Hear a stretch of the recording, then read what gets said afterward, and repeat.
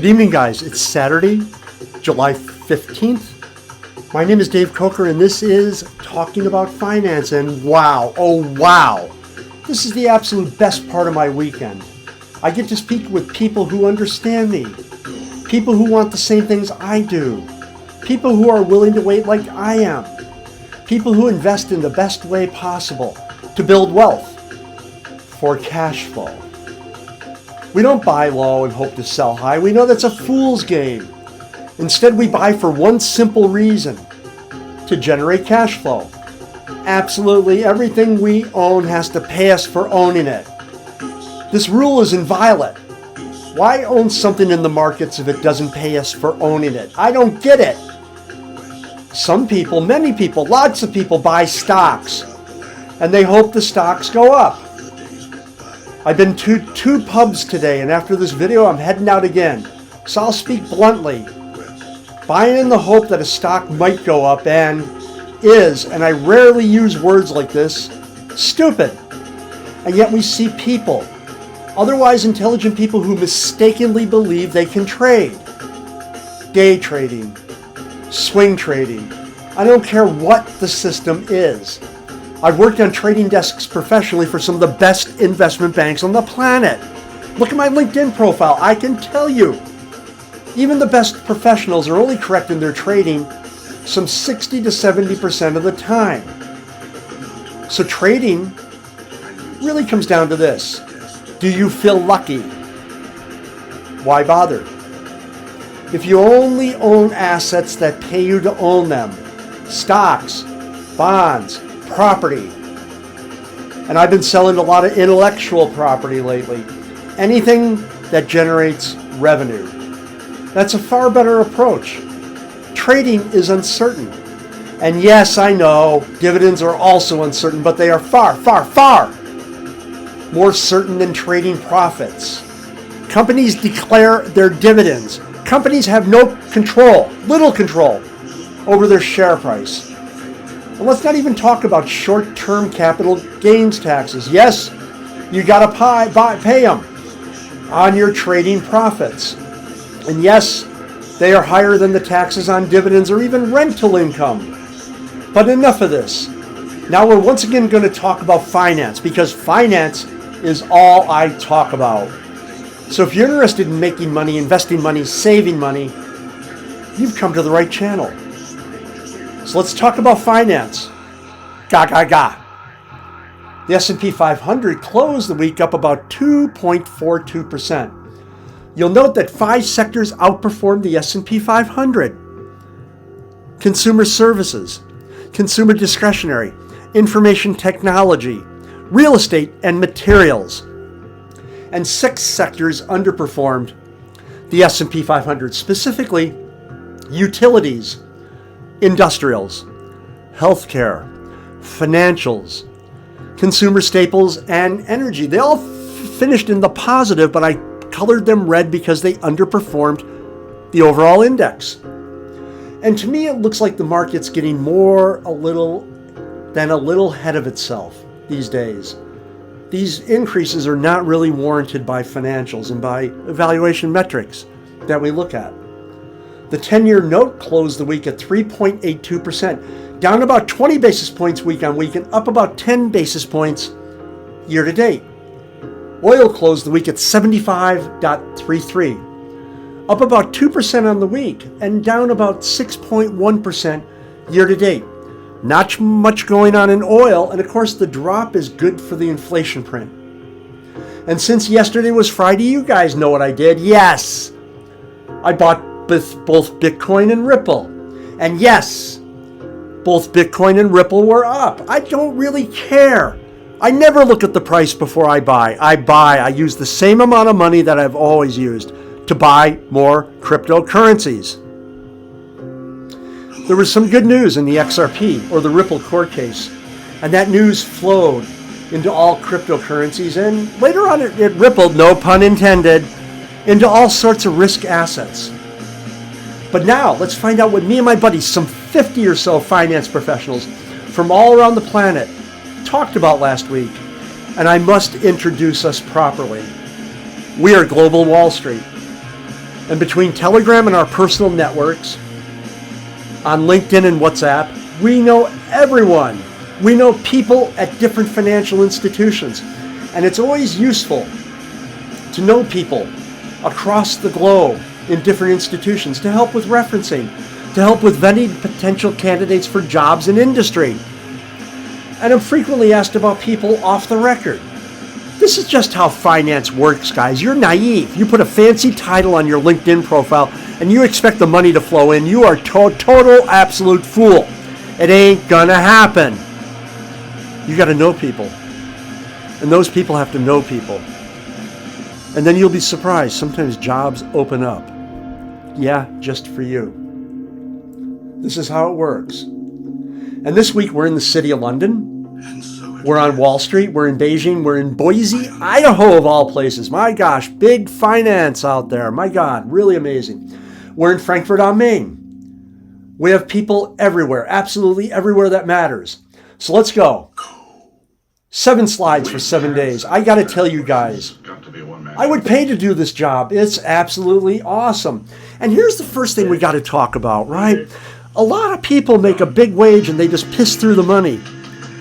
Guys, seriously, you're making money, you're spending money. It doesn't mean you're managing money. It's different. God, I can't believe how financially illiterate some people are. They make $1 and they spend $1.10. And this is really amazing. It's absolutely incredible what happens. Me, however, I do keep a strict budget. And I track things. Now, no, we go out a lot. We go out to the pubs. We go out to the clubs. We have a good time. We enjoy life. But I do keep a budget, and I want to know how much stuff costs. And yeah, when I stay on my budget, I feel really, really good. And you know what I do? I save more money. I reward myself in the future when I stay on the budget now. And that, my friends, is how you achieve financial independence, which is extremely important because, I'll be honest with you, and I've said this before, I don't pay my bills. I don't work to pay my bills. Somebody else pays my bills. I have dividend income that far outstrips what we need to live on, even post-taxes. I have rental income that far outstrips what we need to live on, yes, post-taxes. You need to get to this point. You need to get to the point where you're not paying your own bills. Somebody else is paying your bills. I'm not talking about your parents. I'm talking about passive income from investing only for cash flow. You need to go there, guys. You need to be there. It's a wonderful place. You need to have somebody else pay your bills. It's absolutely incredible. Yeah, and this came up on the channel. I don't know where it came from. A girl over in Shanghai actually put it on. And we were all sort of laughing at this because somebody was looking for a job. It was on Glassdoor, actually. And she was looking, or he was looking for a job. And the thing that turned them off about investment banking was they would go to work, and they had to be work before 7. They didn't like that at all. And they couldn't go home at 5 or even 3 o'clock because they got there early. My God. Yeah, a job that begins at 9 and ends at 5. I'm an American farm boy. I worked with the military for many years. Then I became an investment banker, or I worked with the military while I was an investment banker. It doesn't matter. I'm ruined. I just work 24/7. It's just the way it is, guys. That's exactly what you got to do. Oh, and this is really cool. Now, again, I'm not going to post her name or anything like that. If you're really that curious, go find her. But she was pretty shocked to find out the answer about why in Europe we get free, as she called it, healthcare. Hey, ma'am, sorry about this. The healthcare is not free. We pay for it in our taxes. You might want to ask why our taxes on aggregate are lower than they are in the States. I'll tell you why. It's a much fairer system. Oh, yes, it is. It is far more fairer to working class people. Overall, it's far more fairer. We don't have taxes that slip in. Remember Hillary Clinton's favorite expression? If it moves, we tax it. If it breathes, we tax it. They tax absolutely everything in the States. You got to come to Europe and see how we live.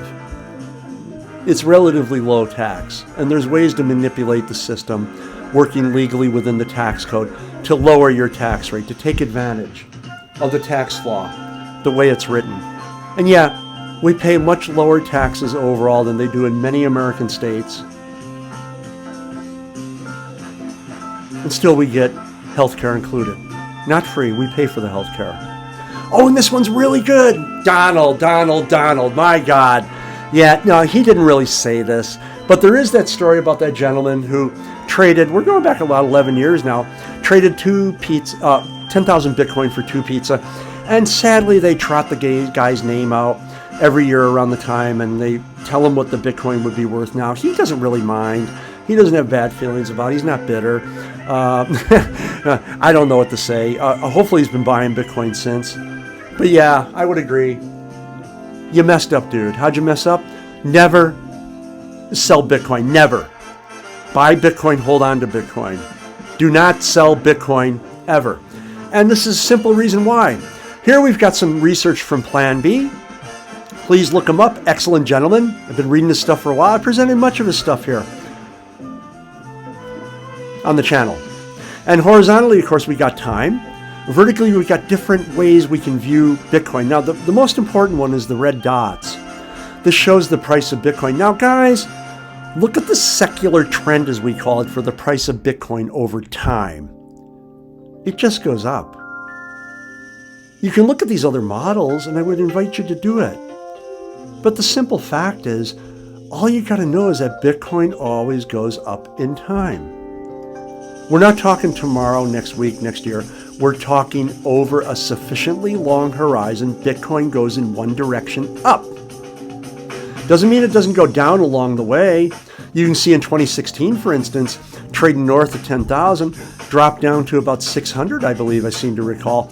Then bounced back up by 2019 to about 99,000 pounds. Guys, buy Bitcoin, hold on to Bitcoin.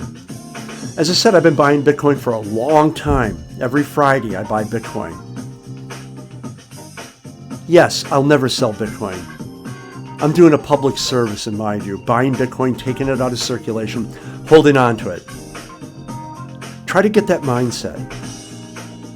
You don't have to worry about money if you've got rental property, if you have cash flow dividend paying investments that, like stocks that pay you cash flow. Take some of that money and buy Bitcoin and hold on to it. Okay, guys, that's it for tonight. It's been wonderful chatting with you. We've been out for the evening. We're going out again, if I got anything to say about it. I hope you have a wonderful night, whatever you're up to, and a wonderful weekend. Get ready to pile in on Monday. Markets are on fire. Check out the article I did. It originated with my investment banking clients. I abbreviated it, put it on Medium. Meme stocks are on fire. Not saying it's healthy. Just take a look. You got to know what's going on in the market. Even though, like me, I certainly don't buy no meme stock, but I know what's going on in the market. Because finance is all I talk about. It's been wonderful chatting with you guys. Have a great night. Take care.